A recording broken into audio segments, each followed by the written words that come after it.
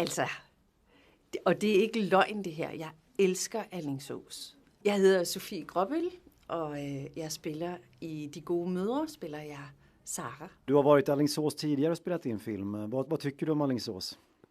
Altså, og det er ikke løgn det her. Jeg elsker Alingsås.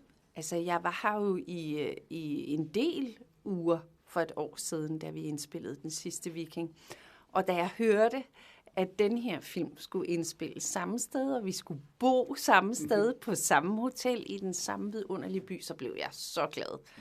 Fordi jeg synes, jeg kendte den lidt, og havde fundet alle de gode. Der er jo sindssygt mange gode steder og restauranter, og så er den så snyg.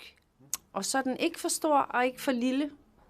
Altså, den er hyggelig, og der er alligevel alt, hvad man skal bruge. Altså, det lyder som om, at jeg er ejendomsmægler og skal sælge en bolig, men jeg mener det faktisk.